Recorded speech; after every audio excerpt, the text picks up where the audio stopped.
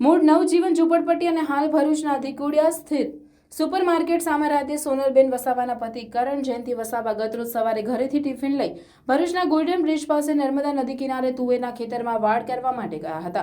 તે દરમિયાન પતિ કરણ વસાવાનો નણંદ જ્યોત્સનાબેન ઉપર ફોન આવ્યો હતો અને અહીંયા ખેતરમાં જવાની વાડ ખુલ્લી છે, ત્યાં ગોલ્ડન બ્રિજ ઝૂંપડપટ્ટી ખાતે રહેતો અર્જુન વસાવા અને લાલા વેચાણ વસાવા ઊભા છે, જે બંને ડોળા કાઢે છે તેવું કહેતા બહેન જ્યોત્સનાએ કરણ વસાવાને ઘરે આવી જવાનું જણાવ્યું હતું। જે બાદ યુવાન કંઈક સમજે તે પહેલા જ પતિના આડા સંબંધી શંકા રાખી અર્જુન અને લાલા વસાવાએ તીક્ષ્ણ હથિયારના ઘા ઝીકી માથા તેમજ પગના ભાગે યુવાનને ગંભીર ઇજાઓ પહોંચાડી હતી।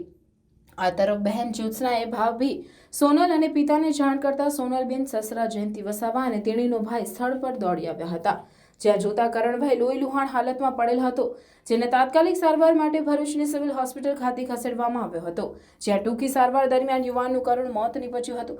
ભરૂચ સી ડિવિઝન પોલીસે અર્જુન ઠાકોર વસાવા અને લાલા વેચાણ વસાવા વિરુદ્ધ હત્યા અંગેનો ગુનો નોંધી તેઓને ઝડપી પાડવાના ચક્રો ગતિમાન કર્યા છે।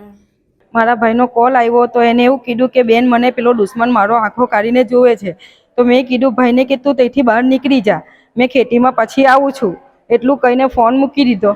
ફોન મૂકતા પહેલા એ વાર કરી દીધો પછાડીથી દુશ્મને વાર કર્યો તો ભાઈ હા બી નહીં બોલ્યો ને ના બી નહીં બોલ્યો। પછી દવાખાનામાંથી આવીને અહીંયા ઓક્સિજન પૂરતો મૂક્યો છે, ઓક્સિજન પર ડૉક્ટરે જવાની લીધી છે, તો ડૉક્ટરે કીધું કે લાલો અર્જુન છે નામ એનું, એને કરી સજા મળવી જોવે, જેવો મારો ભાઈ ગયો છે તો એને સજા મળવી જોવે ને એને ફાંસીનો હુકમ આપો।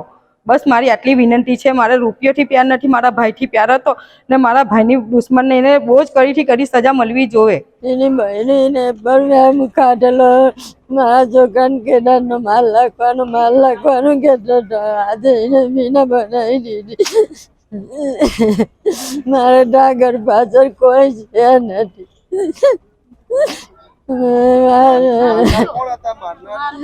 અર્જુન ને લાલો, અર્જુન લાલા બે જણા